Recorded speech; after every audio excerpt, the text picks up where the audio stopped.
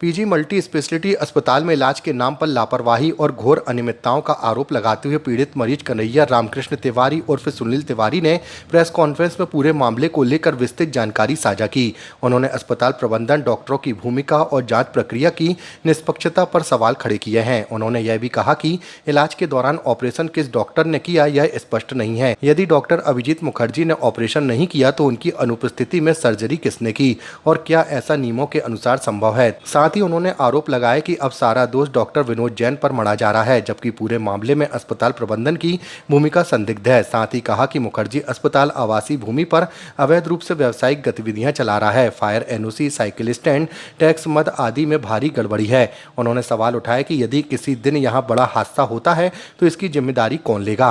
आज हमारे द्वारा पत्रकार वार्ता रखने का मुख्य उद्देश्य जो था कि हमारे ऊपर जो doctor Abhijit Mukherjee PG multi specialty hospital, जो मुखर्जी हॉस्पिटल के नाम से प्रसिद्ध है, उनके द्वारा जो अनर्गल आरोप अपने प्रेस विज्ञप्ति में लगाए गए, उसको लेकर के हमने अब यहाँ पत्रकार वार्ता रखी, जिसमें कि डॉक्टर विनोद जैन को ही इस पूरे जो घटनाक्रम है उसके लिए दोषी ठहराया जा रहा है। हमारा कहना है, हम किसी डॉक्टर के व्यक्तिगत विरोधी नहीं है, लेकिन अगर डॉक्टर विनोद जैन ने मेरा पूरा इलाज किया, मेरी पूरी देखरेख करी, तो मुखर्जी डॉक्टर क्या कर रहे थे वहां? वो विजिट पर आते थे तो क्या करते थे वहां? मुझे चेकअप नहीं करते थे। दूसरी बात, मेरा ऑपरेशन जो है वो क्या एक डी ऑर्थो विनोद जैन वो कर सकता है क्या? उन्होंने जो लिखा हुआ है, अगर उन्होंने नहीं किया और सर्जन आप थे तो फिर दोषी कौन? किसी का ठीकरा कहीं पे ले जाकर के फोड़ना सर्वथा गलत है। दूसरी बात, ये कहा गया कि एक जांच कमेटी बनाई गई थी। जांच कमेटी बनाई गई थी, सही है, लेकिन वो कहावत है, जंगल में मोर नाचा किसने देखा? वो जब हम लोग एक बार 19 मार्च को आपत्ति दर्ज कराने का शिकायत देने सीएमएचओ साहब के पास, तब उनके द्वारा हमें बताया गया कि समिति गठित हो गई और उसने क्लीन चिट भी दे दी।